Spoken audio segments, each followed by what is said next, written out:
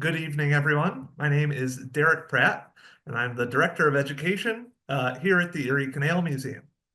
Thank you very much for joining us today, and thank you to the Winifred and DeVillo Sloan Family Fund for supporting our lecture series this year, and to the New York State Canal Corporation for supporting our Artists in Residence program. I'd like to acknowledge that the Erie Canal Museum is itself located on the homeland of the Onondaga Nation, central firekeepers of the Haudenosaunee Confederacy, and that the Erie Canal is located on the homelands of all members of the Haudenosaunee Confederacy, the Mohawk, Oneida, Tuscarora, Onondaga, Cayuga, and Seneca nations.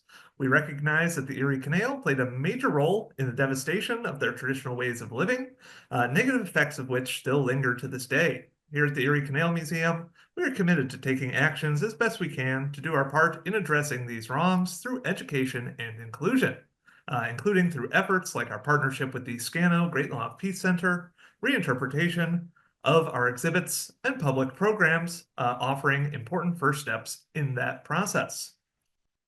So, for tonight's event, the impact of the Erie Canal has been transformative in a number of ways. Here at the Erie Canal Museum, our mission is to engage the public in the story of the Erie Canal's transformative impacts on peoples and places in the past, present, and future.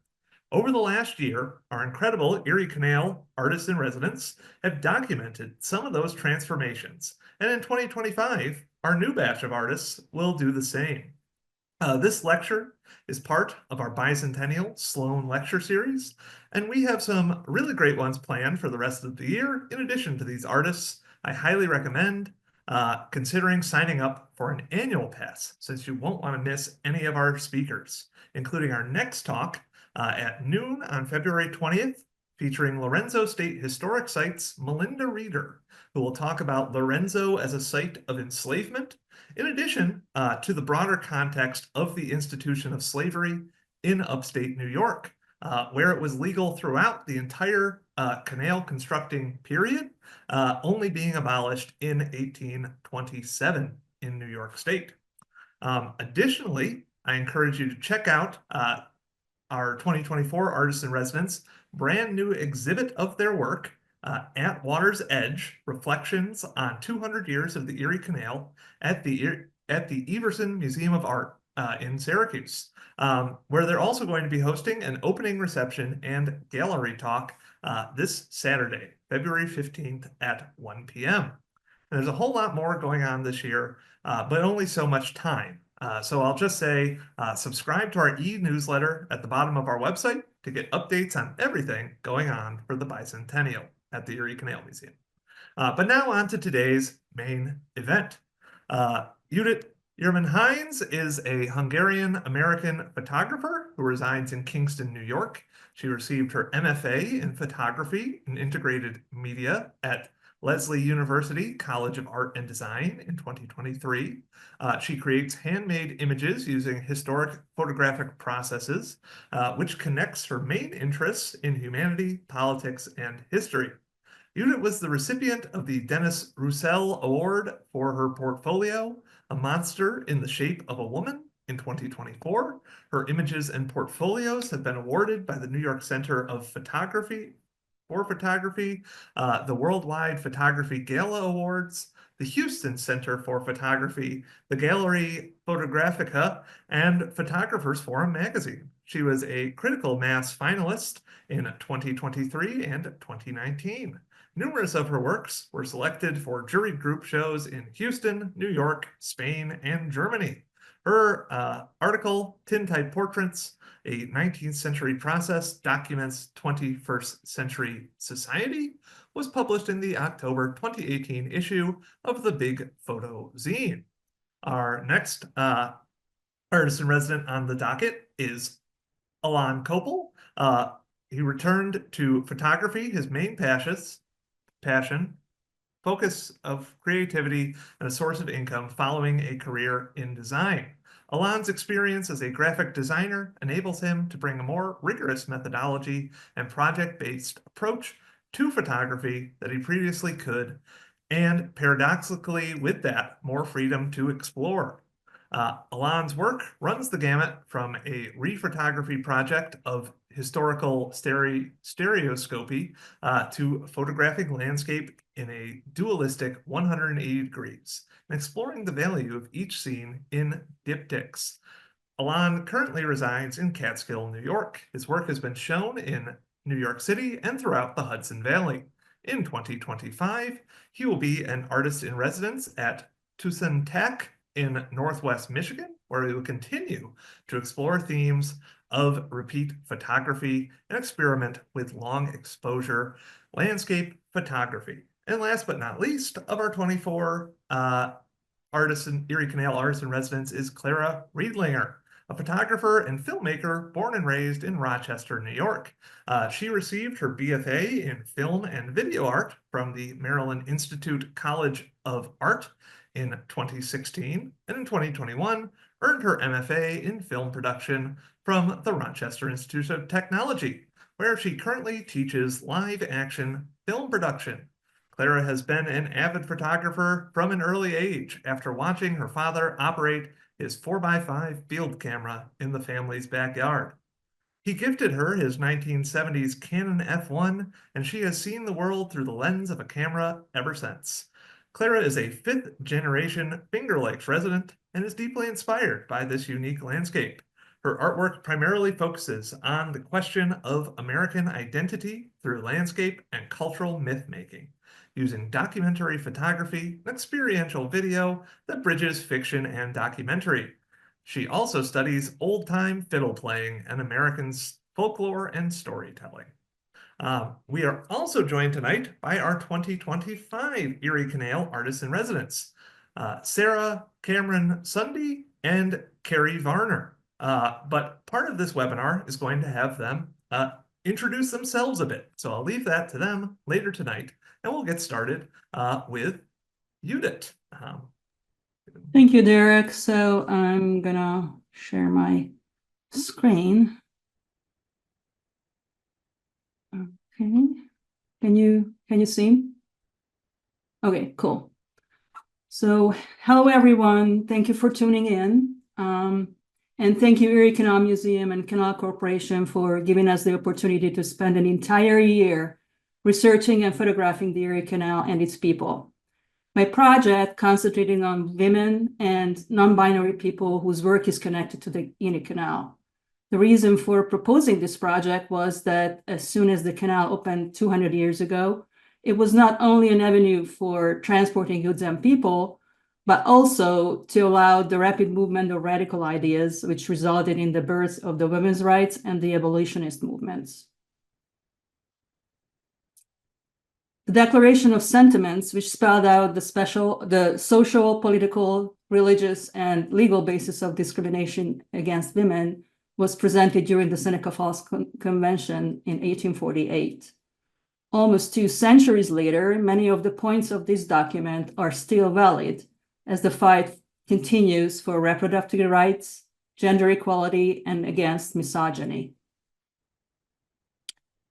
During and after the construction of the canal, women were mostly caretakers. They were making clothes for workers. They took care of children on the boats that traveled up and down the canal and took care of travelers and merchants. And of course, they did domestic chores. And sometimes the lucky ones with proper education and maybe proper class got to be surveyors. Or they were the beauty on the barge deck, as it appeared in the National Police Gazette in 1883. The caption says, "Labor and pleasure of the canal boat Belle, a life which developed muscle and agility, as well as an acquaintance with the country and the people in it."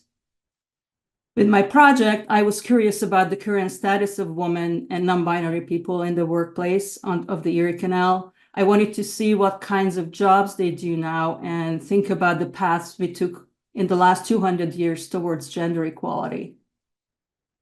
I've been using a historical photographic process called the wet plate collodion, which was developed in the mid-19th century. to connect contemporary social and political issues with history. The process involves covering a black aluminum plate with a sticky substance that carries bromide and iodized salts. Then the plate gets sensitized in a silver nitrate tank for a few minutes. Then the plate is carried out and placed in a camera for exposure. Here's an example of my setup when I was photographing Clara in Rochester. Here's a behind the scene picture of it. The camera shows that the plate holder is open, so I'm exposing, taking a picture of Clara. As a side note, we did put Clara's violin case out during the shoot for donations, but we didn't get rich that day. Just a joke.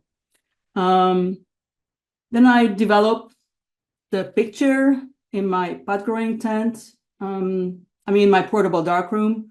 Then I fix it, wash it, and varnish it. And voila, here's the picture of Clara that I took. And now it's on the wall of the museum, the Everson Museum. And I asked all participants to tell me something about their work and their connection to the canal.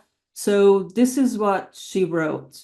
The canal has always been part of my life. I grew up about a mile from the canal path, learned songs about it in grade school, and still today live along the former paths of the old Erie Canal in downtown Rochester. Its history has always been fascinating to me. It's difficult to comprehend just how essential the canal was in shaping American culture, New York State culture, and the lives of people who live here in the present day.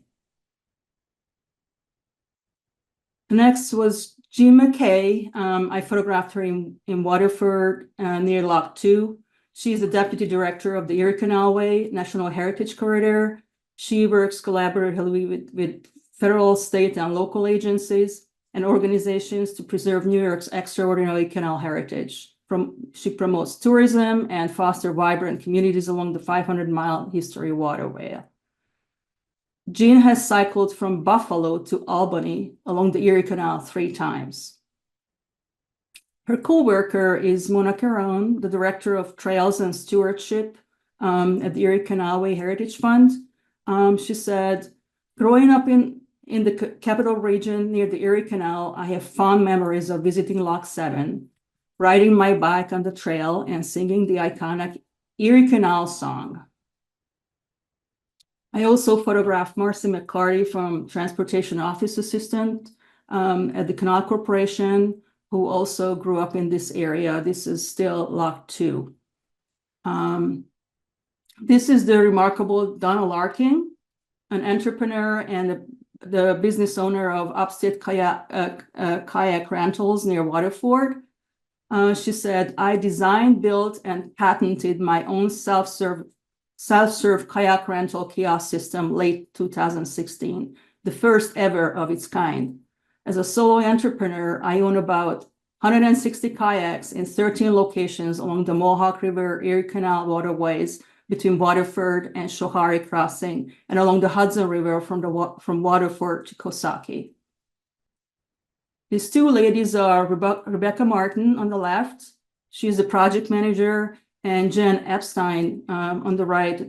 She's data analyst. They are sitting in front of the Colonial landfill along the Mohawk River, just across from the park of the previous photograph. They are environmental whistleblowers who did extensive research on the Colonial landfill and its leachate that threatens our drinking water in its vicinity.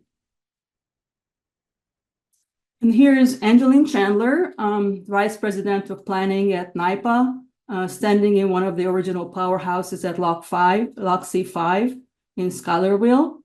She's an architect by training and also an artist who leads the Reimagine the Canal program within the Canal Corporation that is implementing projects and programs that revitalize the Erie Canal for its third century of use. This was a particularly hard shoot because we were shooting inside, and this technique is not very light sensitive. So she did have to stand there for over 30 seconds for this picture. So it's a long exposure one. Next is Michelle Moriel. She was photographed right outside of the powerhouse at C5, Lock C5. She's transportation office assistant at Canals. Michelle has been with the Canals for 25 years, and for the past 20 years, she worked in the Fort Edward office in her current position, so she knows the ins and outs of the canal. Her co-worker is Christine Darrow, an office assistant for the Canals. She handles data operations for payroll and planning purposes. Dr. Kate Littrell, senior environmental scientist for NIPA, was photographed in the park behind Lock C5 in Schuylerville, and she's doing research on invasive species of the area. Besides being a scientist, she also uses art to start a discussion about environmental scholarship and local ecology. She waves these beautiful baskets using invasive species. Gina Freeman, a dredge operator for the Canals. This picture was taken in Baldwin's Corner. She worked on pretty much every kinds of vessels in the canal system. When she's not dredging, she maintains the trail system using heavy equipment, just like on this photograph. When she's not working, she rescues stranded boaters at the time of floods. Lauren Hoops, cultural resources specialist for the Canals, photographed near the Erieville Reservoir. Lauren is making sure that every operations along the canal respects cultural resources, and she communicates with state and tribal historical preservation offices. Rebecca Hughes is the executive deputy director for the Canals, photographed here at the lock in Little Falls. And when photographing, she had a little family history to tell me that goes like this. When I joined the Canal Corporation in spring 2021, my great aunt said, "Did you know that you have an ancestor who worked on the canal?" Through subsequent research, I learned that my great-great-great-grandfather, Eugene Gorham, was a lock tender at Erie Canal Lock 45 in Frankfort, New York. It was a retirement career sorts, as he spent most of his life as a ship's captain, traveling a trade route between Boston and the East Indies. Annette Turpin is an administrative assistant for operation and waterway maintenance for the Canals, photographed here at the lock in Utica, which was a special site for her as she attended Utica College. Jackie Schillinger is a senior communication strategy manager for the Canals. Photo was also taken in Utica. She says, whether we are contemplating environmental resiliency, hydrology, economic impact, or are contemplating how we can be more inclusive, I love it all. Danielle Mattei, a regional permit coordinator for the Canals, photographed at Lock 01 at Phoenix in the rain. She issues use of occupancy and work permits to individuals and businesses who need access to the canal system. And then Abby Hine is an engineer and planner, almost done. For the Canals, Abby works alongside environmental, cultural resources codes, and safety departments to bring projects from concept to completion. Cindy Bell is also an engineer working for the Canals for 30 years. Natalie Stetson is the executive director of the Erie Canal Museum, sitting on the lock at the museum waiting for the tugboat to go through behind her. She said, "I grew up all over the country, but my parents, both New Yorkers, always told my siblings and I that I was a New Yorker." And now she's the executive director of the Erie Canal Museum. Steph Adams is director of interpretation at the Erie Canal Museum. I have lived in central New York for my entire life. One of my earliest memories is actually fishing in the canal near where I grew up as a child with my parents. it's exciting to now play a role in shaping how others think about and remember the canal. Elizabeth Farrell also works for the Erie Canal Museum as a Vermonter. She's from Vermont, and she says, I recognize that I have in some ways followed the trajectory of many New Englanders who relocated to the canal corridor to jobs during the canal's heyday. Wendy Marble, tugboat captain, canals photographed in Watkins Glen. My career as a boat captain was the result of a summer job during college as a deckhand for a tour boat operator on the Erie Canal in '88.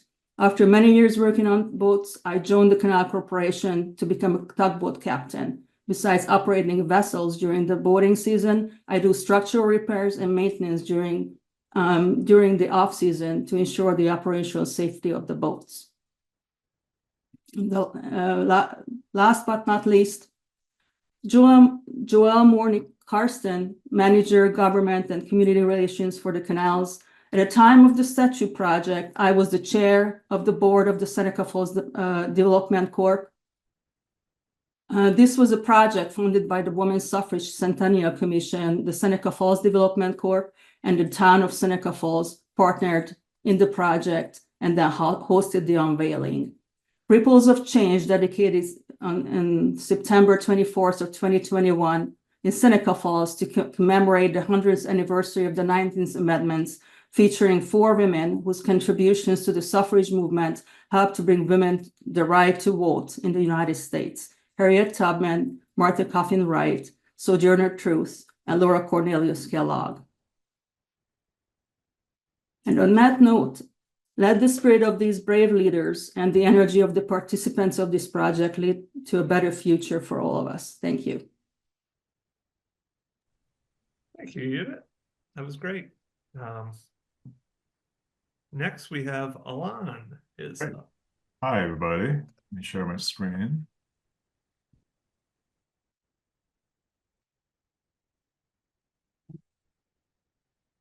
Hey, I'm going to go through some stuff really quickly.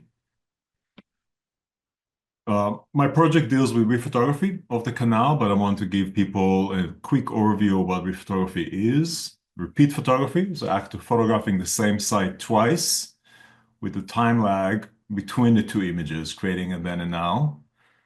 These are 2 examples of work. First, the one on the left from 1872, and one that was recreated, rephotographed in 1979 by a photographer by name of Marclet. He's originally from Albany.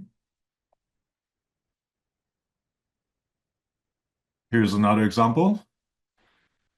There is a accuracy in a repeat photography of the camera position, composition, framing, and some people even care for the time of the year and time of day when they make those photos.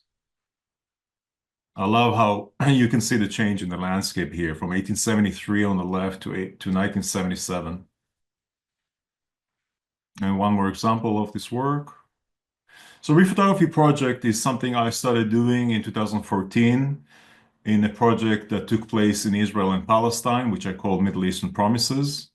I found a set of stereoscopic photographs and I rephotographed that location again. What you see is the original on the left side and my version of that about 114 years later in Jerusalem. I combined the photos together to create a circle that allowed me to make large prints, project them, and play around with the material even more. Here is another example. And the blended version. In the Garden of Gethsemane in New Jerusalem. And the combined version. Now we're getting to the Erie Canal. So as I've done in the previous projects, I knew there was a lot of research involved, and my thanks to the wonderful staff at the Erie Canal Museum that allowed me to look through the archive, do the research, and look for photos that would make sense. I needed photos that not only were interesting and good, but also gave me some idea of location. So I can go back, research that, and photograph it. I used Google Maps quite a lot to find the location that was promising in the photograph, the original photograph or postcard, and then visit the place before actually going there in person. I use maps, including this Erie Canal mapping project by Bill Escher that is a really good document of where the locks were and some of the conditions of the remnants these days. Starting with the lower part of the Erie Canal and Waterford, this lock connects to the Hudson River. And you see the original photo on the left side and mine on the right. Here's the combined photo of the two. And here is a detail of the yacht and the people inside it, combined with a barge, historical barge behind them. This photo was done on one of the last few days that the Erie Canal was open for boat traffic last year, and I heard the lock water rushing through, and I went back to my location, which I marked to some degree before, and I was able to capture this one in movement. In Syracuse, the Erie Canal Museum was the original whale lock station. And you can see the lock here that Judit showed before with the person being photographed next to it. This is when it was active. It was quite interesting for me to stand on the sidewalk and look at the original photo and change my camera and tweak it, which takes about an hour and a half to get to the right location, and sort of immerse myself in the old photo and feel like now there is water there for me instead of just a road. Here is a detail of that photo combined together.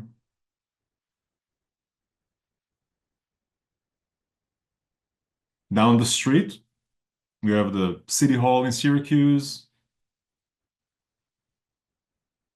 I love that this boat is called Good News Rescue Lifeboat, so I guess it is good news if they come and pick you up. Here's the combined version. Moving along to Frankfurt, New York. I was there later in the evening at dusk, and luckily this car passed through with the lights, which matched the original postcard location of the tramway. And here is a close-up detail of that. In Sarasota, I found several good locations with the help of the local historian.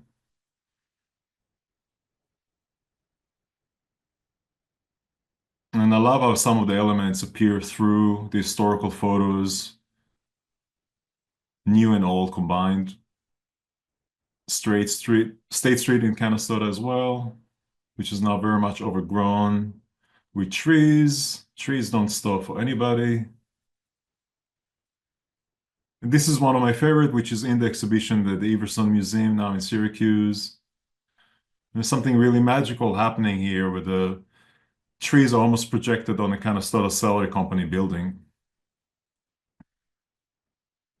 And here is a detail of that. Some locations have changed completely. This is the original lock one in Albany. I photographed the location approximately more from a conceptual point of view. There's no remnants there. Here's the combined version of that. And up the road a little bit, down Erie Boulevard, there used to be a lock there as well. Behind the power lines are the train station that you see in the original old photo.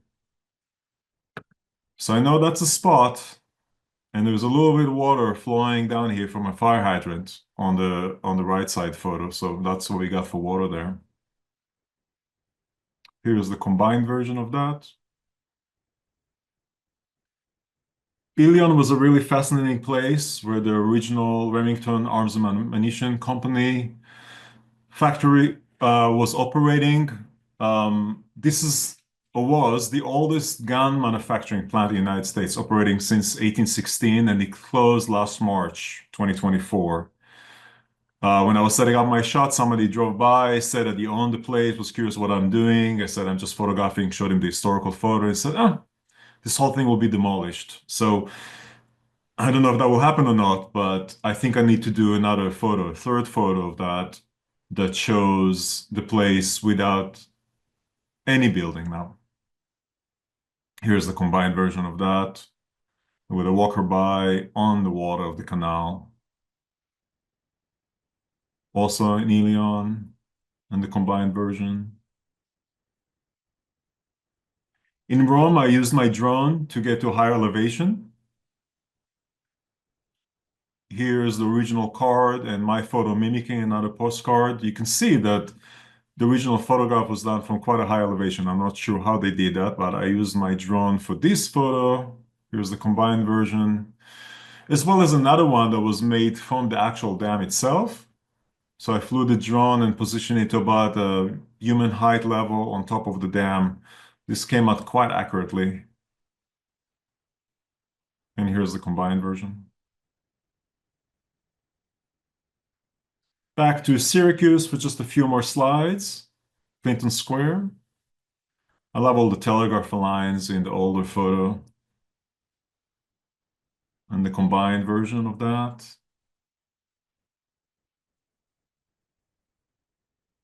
And another one of Clinton Square. This one is an exhibition at the Everson Museum. Come and see it. Here's the combined version. And finishing with Syracuse, one more view of the Erie Canal Museum on the corner here. And here we have a passerby crossing the street while the barge is right behind them. Stuff that happens when you combine historical and contemporary photos. One more photo of Lockport, Lock 35. So I basically went all the way from Waterford to Lockport. This is the lock just before Buffalo, and the combined version of that.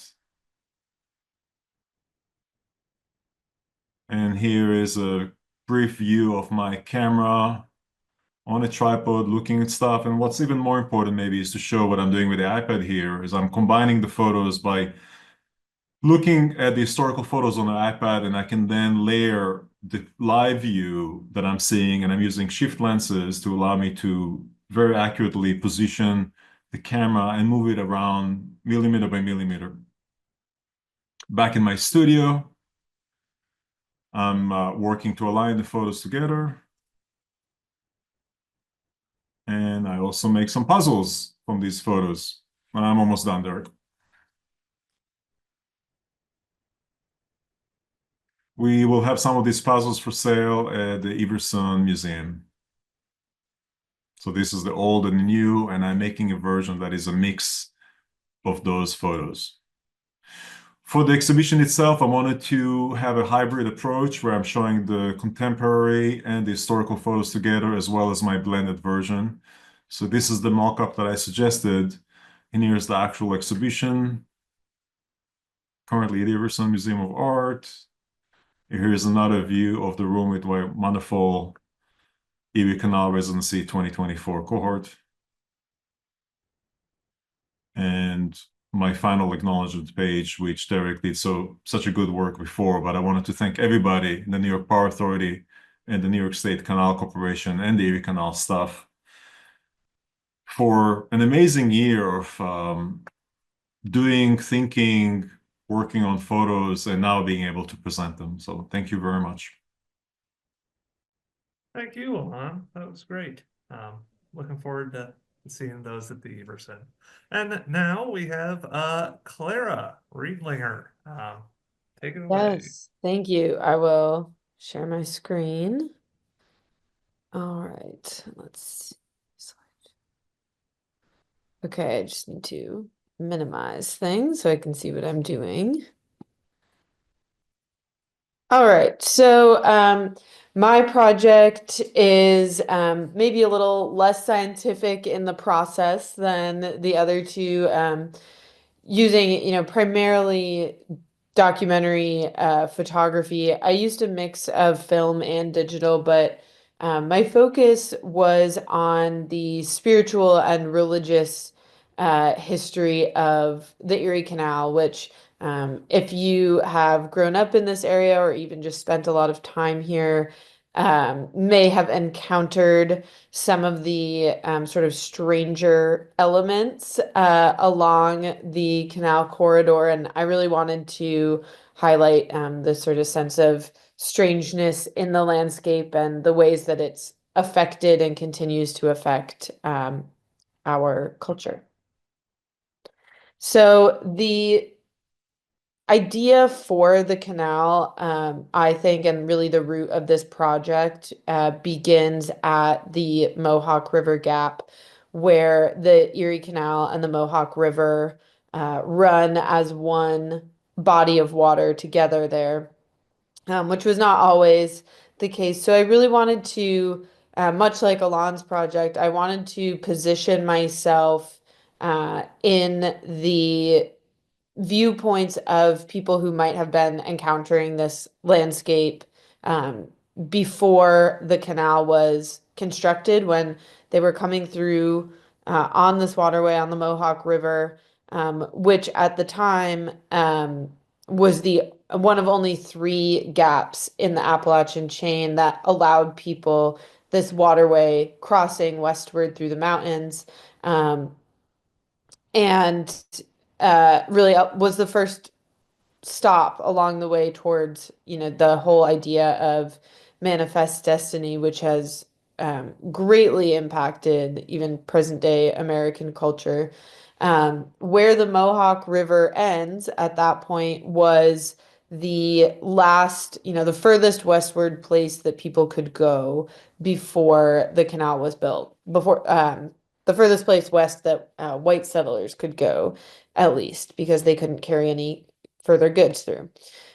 So as early as the mid 1700s, so this is nearly 100 years before the construction of the canal began, white settlers began moving in and buying up huge parcels of land and making and breaking treaties with the indigenous populations there, primarily at that time along Wood Creek, which was known to the Oneida people as a sacred carrying place. So this is where the Mohawk River ends, no longer ends there, because both the river and the canal have been reconstructed so many times. But people were buying up this land around them, around Wood Creek, because they realized that connecting the Mohawk River, the creek, and Oneida Lake eventually to Lake Ontario, the other Finger Lakes, and Lake Erie would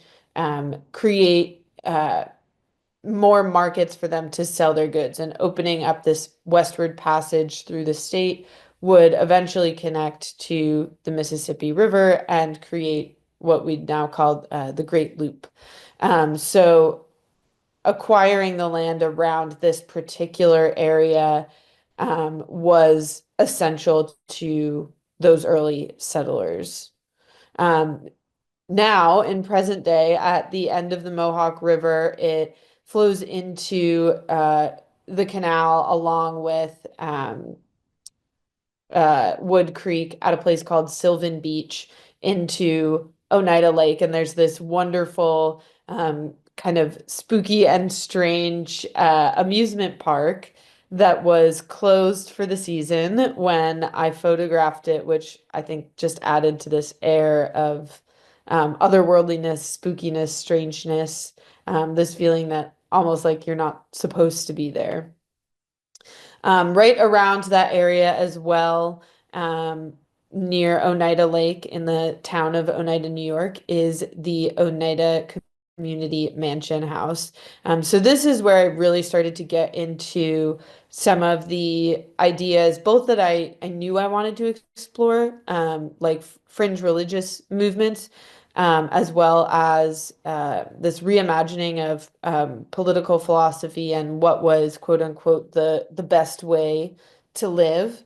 And also kind of makes reference to some of what Judit was talking about with these people from New England, particularly Vermont, who moved westward onto sites where the canal was being built. So in this case, it was John Humphrey Noyes who founded the Oneida community, which was a group of people who believed in living completely communally. They shared all of their property as well as romantic partners and children.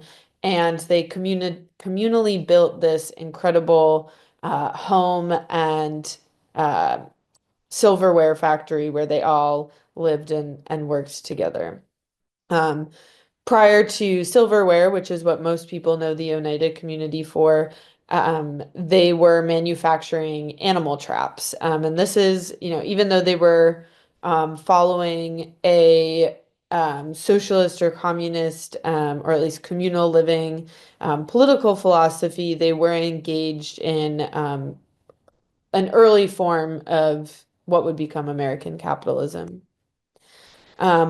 This sort of planted a seed in my mind thinking about capitalism and land disputes and property rights, got me to thinking about ideas around private property and ownership and who has access to this land, which started popping up at more and more as I researched this project.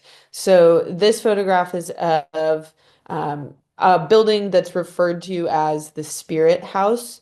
Another one of these fringe religious movements that was not so fringe at the time that's came to be along the canal path was spiritualism.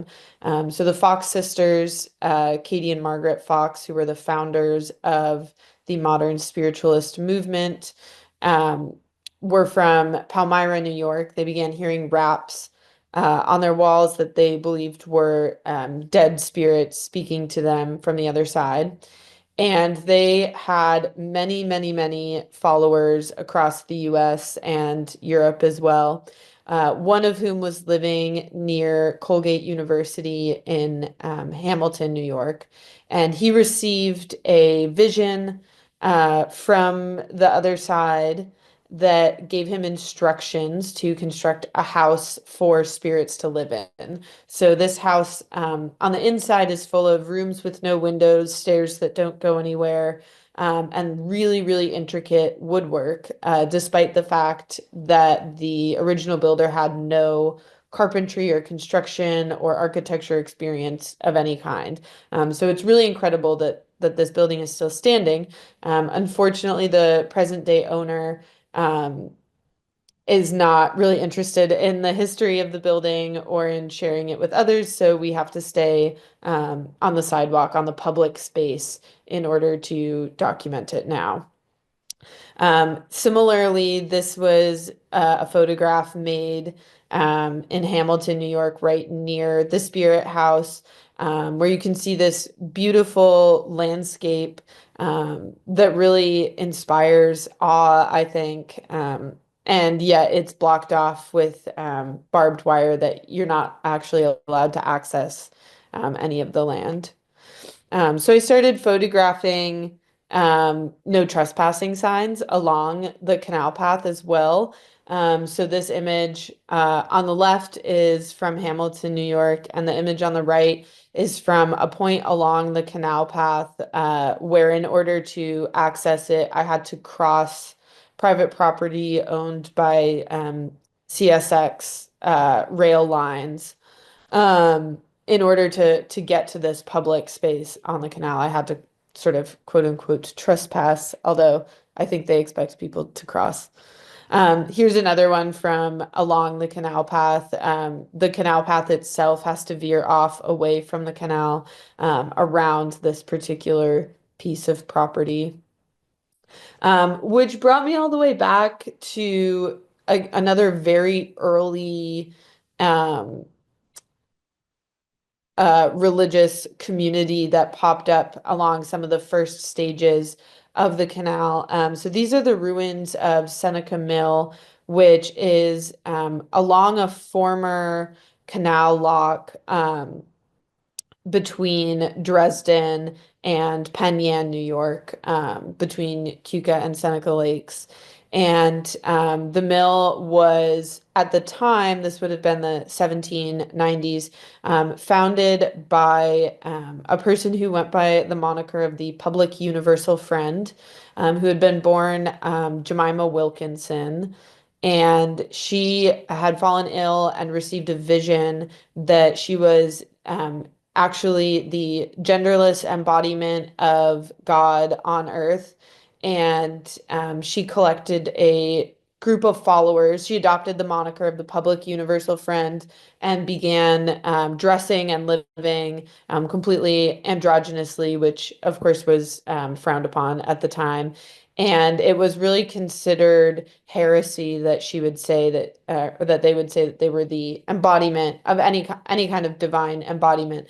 But this was actually the largest white settlement west of Seneca Lake at the time. They had about 150 people living in the settlement, and even more cows were also living there. And they were eventually forced to sell their land because of a surveying dispute between the Massachusetts Bay Company and the state of New York.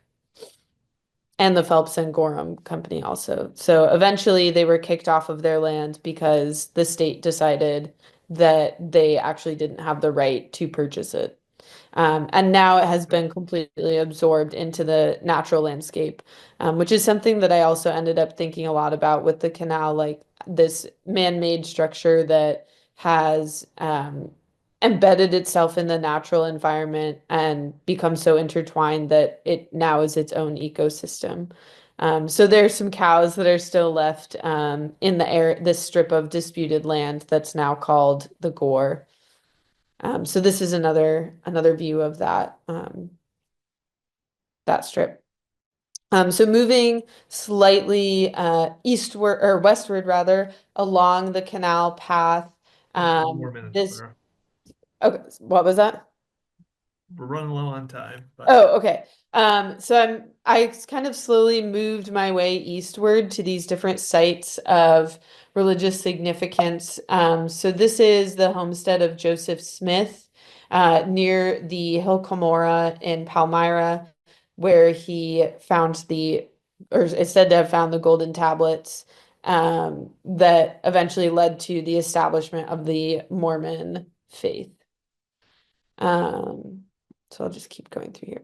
Right along that same spot, the original home of the Fox sisters. This is a few miles away from that, Katie and Margaretta Fox, where they first heard the mysterious rappings. And I really just wanted to capture these scenes that had almost an otherworldly kind of ethereal quality to them, and be less concerned with literally photographing these sites. So here's just another example as we move into Rochester. This is the Genesee River right before it crosses into the Erie Canal. And this is a site there at the original crossing of the Genesee River and the Erie Canal near the aqueducts, where Charles Finney, who was probably the earliest American evangelical preacher, held a tent revival at this location, which is now a parking lot, that had over 3,000 attendees all praying at the same time. And just across the street from that, now is a Holiday Inn, was at the time the Corinthian Hall, where the Fox sisters gave their first public seance. And right here, I'm standing pretty much on the aqueducts, where the canal once crossed the Genesee River in Rochester. And this is where the Genesee and the Erie Canal cross now, the confluence there in Genesee Valley Park. And I really just loved the way this tree kind of is a confluence in the shape of its trunk, right by the confluence of these two waters. And this really is where this whole idea started for me. So where the canal starts at the Mohawk Gap, for me, my story with it and with the spirituality and spiritual experiences along the canal kind of begin with this tree in Genesee Valley Park. All right, I'll leave it there since we're tight on time. Great, thanks, Clara. And now on to Sarah. Thank you to all of our 2024 artists in residence. You're all great, and everyone, please get down to the Everson to check out their new exhibit and see all these works in person. But now we're on to the part where we're looking at our year ahead and our 2025 artists in residence. So, Sarah, you're up. Okay. All right. Thank you so much. That was so inspiring to hear all about all the work that you all have been doing. I'm very excited for this coming year. Thank you, Erie Canal Museum and New York Power Authority. We're just getting started. So I'll share a little bit about what my plan is, and then we'll see what happens. This is just a little overview of my work. I work very interdisciplinarily at the intersection of performance art, video art, public art, often in relationship, or most often in relationship to bodies in space and deep time and ecological crisis. So this is my Erie Canal project plan. I'm actually next week I'll start to have some images because I'm doing an initial scouting research trip. My plan is to then over the course of the year have 3 different sites that I focus on, and I'll do week-long engagements at each site. And I'm thinking 1 in the east, 1 in the west, and 1 in the middle. And 2 of them will be on my own in summer and fall, and my spring research trip will be in collaboration with Jeremy Dennis, who is a Shinnecock Nation photographer, who is wonderful, and we've been wanting to work together for a long time. So I'm basically next week, I'll be looking at all these sites. It's so fun to learn about all the work that you all have done and where. There's so much information. I think by actually being there is when I'll start to understand what I want to, exactly where I want to be and how to work on it. But ultimately, the plan is to have 2 sets of series of photos and video works. One will be on my own, focusing on time, ecology, and climate, and then another series that will be in collaboration with Jeremy, that will be more performance-based, where I will be putting my body somehow in relationship to the canal and to the water there. And a lot of my work is very socially engaged, so focusing on public engagement will be a big part of that. Everyone I meet along the way will be invited to participate at the end of each week somehow. So my contact information is here if anyone who's listening wants to participate in some way. If you're near the canal, please don't hesitate to reach out. I'm just going to flip through some of my images from some of my projects so you can get a sense of maybe the kind of work that I do and what might happen. 36.5, a durational performance with the sea, is my longest series of works to date. It was a 9-year project taking place on 6 continents. Over 9 years, where I stood in bodies of water for a full tidal cycle. So I walked out at low tide, let the water rise up to my chin, and then it went back down again over the course of 12 to 13 hours. And I filmed 6 international works in the Netherlands, Bangladesh, Brazil, Kenya, Aotearoa, New Zealand, and New York City in real time, and then turned that into durational video works that are the same length as the performance. So these are the locations. These are all the people who helped me do it. I'm just going to flip through a bunch of these images, really just to give you a sense of my aesthetics. San Francisco, Bangladesh, Aotearoa. this is the final performance where actually all my teams around the world were all standing at the same time. I was in New York. So you're seeing a layered image, which kind of connects to Alon's work. And then some of the photography results are often in collaboration with folks. And here are some of the images of how I show the work when it's shown in galleries and museums. And then another just big aspect of my work is working with water. I co-founded this artist organization and triennial that is dedicated to art made on, in, and with the water. So really advocating for the environmental art of the 21st century being water art. And here's a few other projects this is a project called Peaks that is dealing with making vast landscapes out of detritus.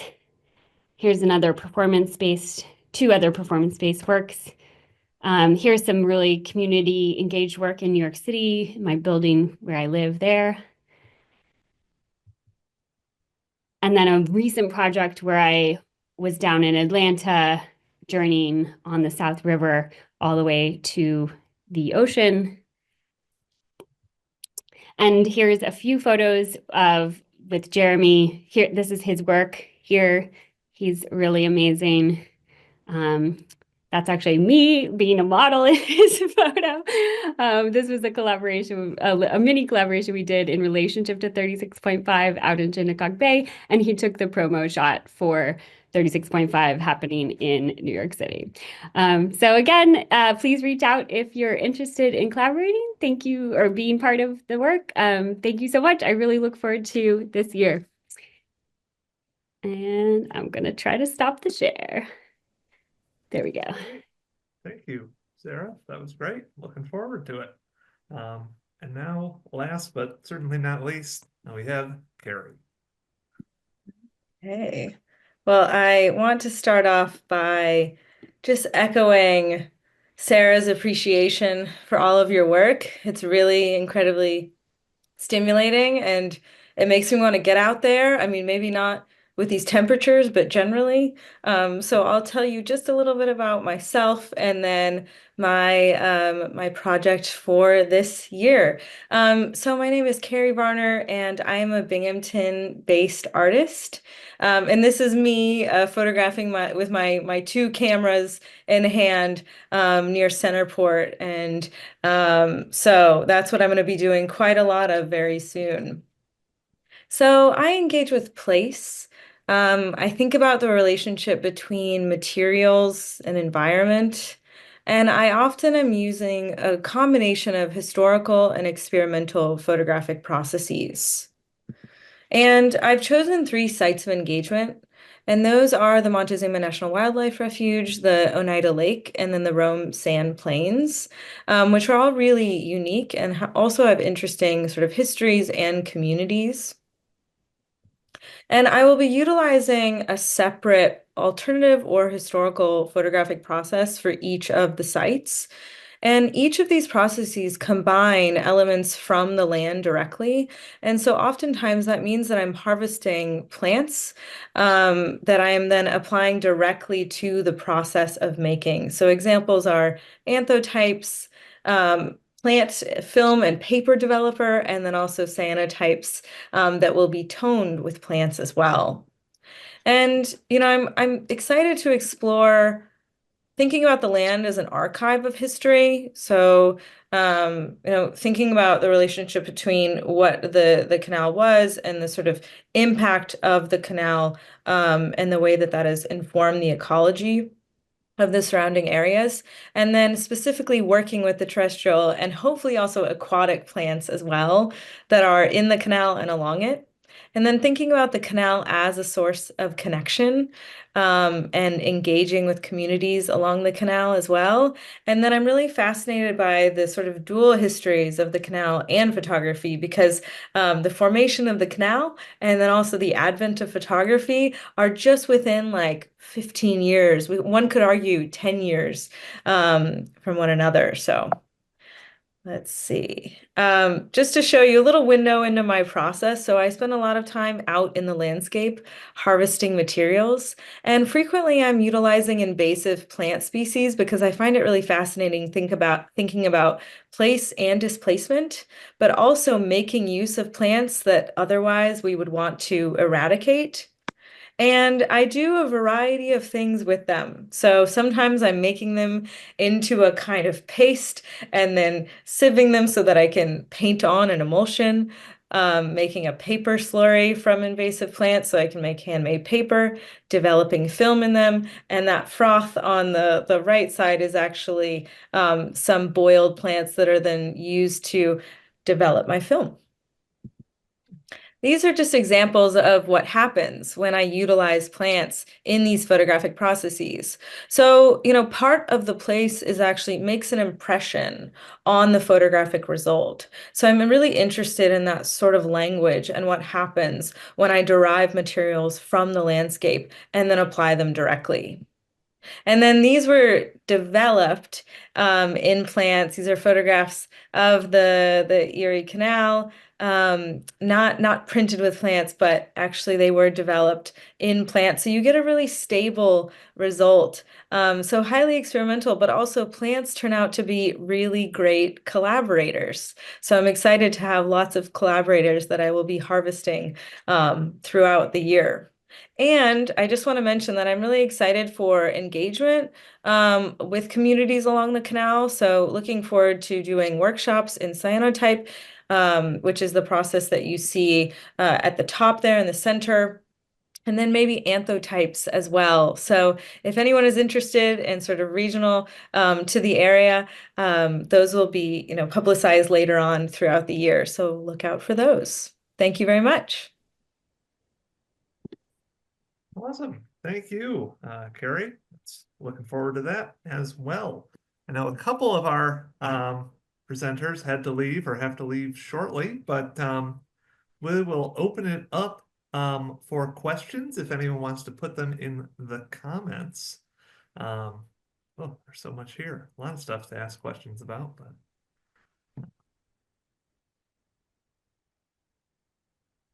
or I don't know if any of the artists have any comments they want to make about anyone else's work. Feel free. People are excited. I am also hoping the person who couldn't hear us can hear us again.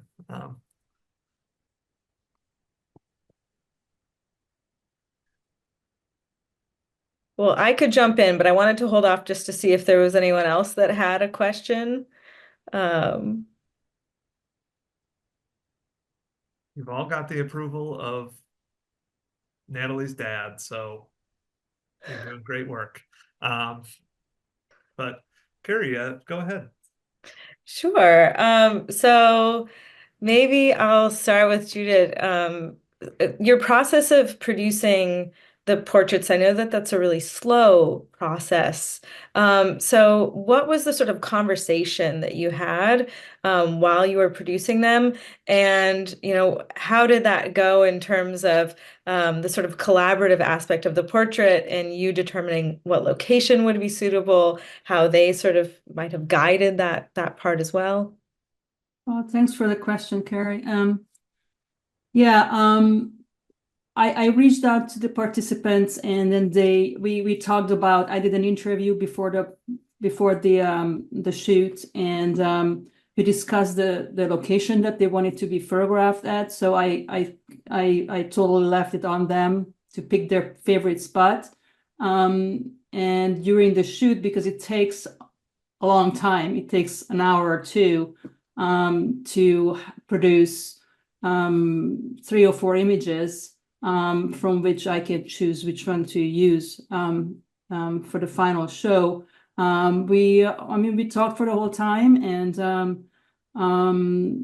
that's when they tell me stories and relax a little bit. So it's a good opportunity, being a slow process, using a slow process. It's a good opportunity to actually get to know your subject. Yeah, you really feel that sort of conversational aspect and the sort of ease of the subject. Well, thank you.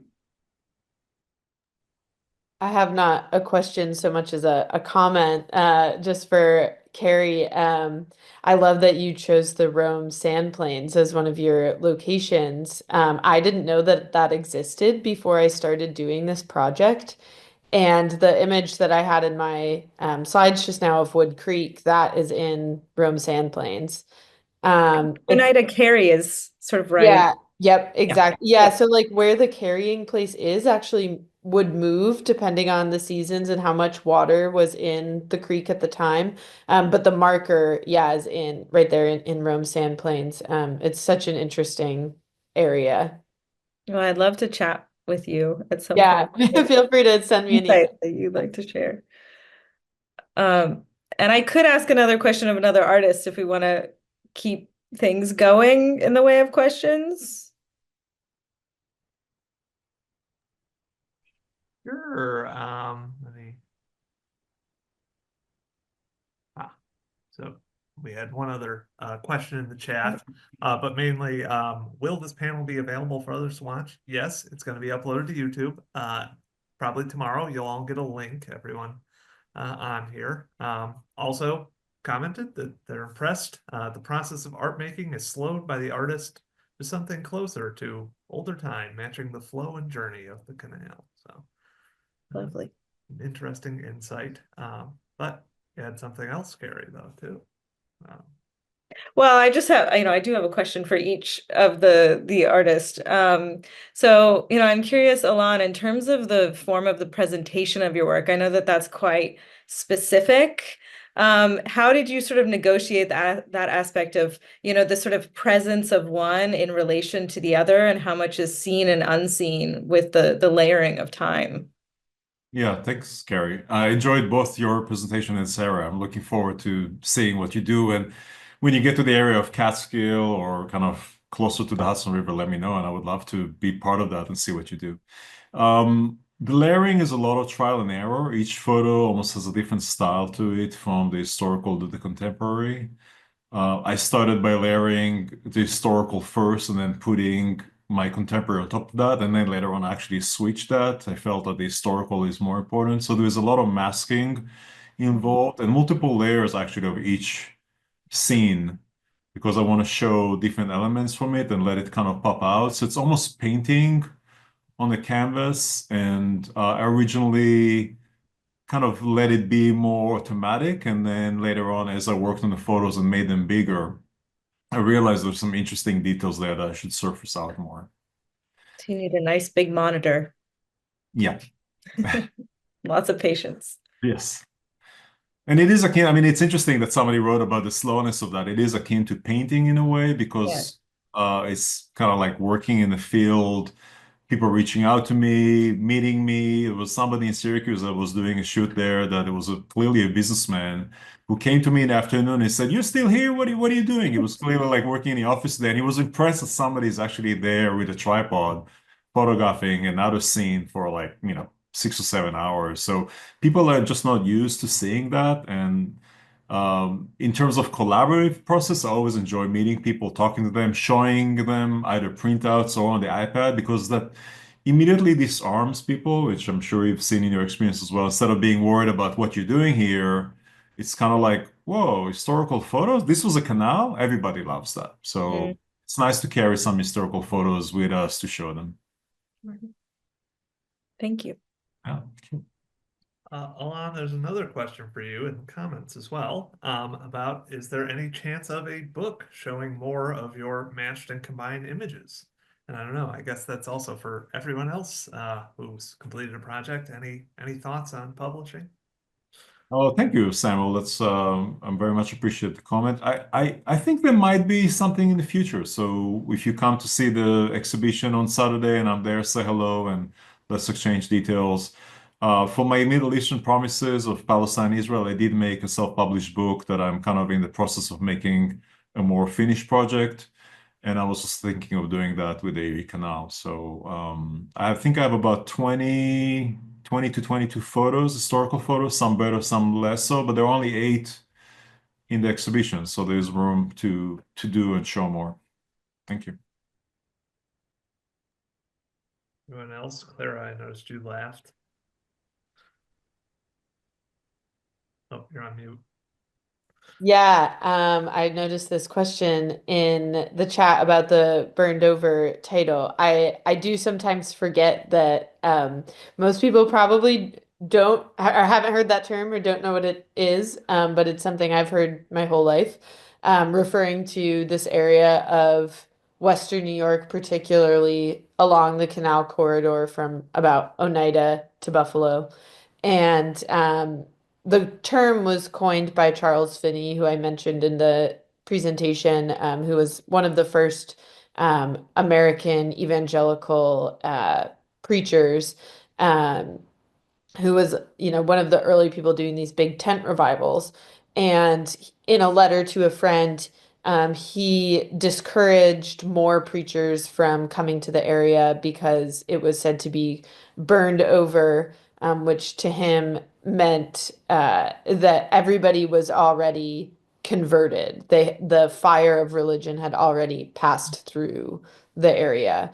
And it later, took on some slightly different meanings, maybe a little bit more optimistic that people were like burning with this um, fervor and excitement in the area. But that came more in like the 1950s or so with people looking back on um, the previous 100 years. So yeah, that's kind of the story behind the burned over title.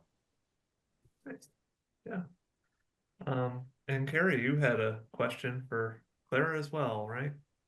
Yeah, I feel as if this might be a little presumptuous piggyback on like the book publishing, and then I'm going to ask something else about a different form because I was thinking about the relationship between the stillness of your photographs, but then also your background in film Oh, moving image. yeah. And I was thinking about like that dialogue and if that's something that you had made space for.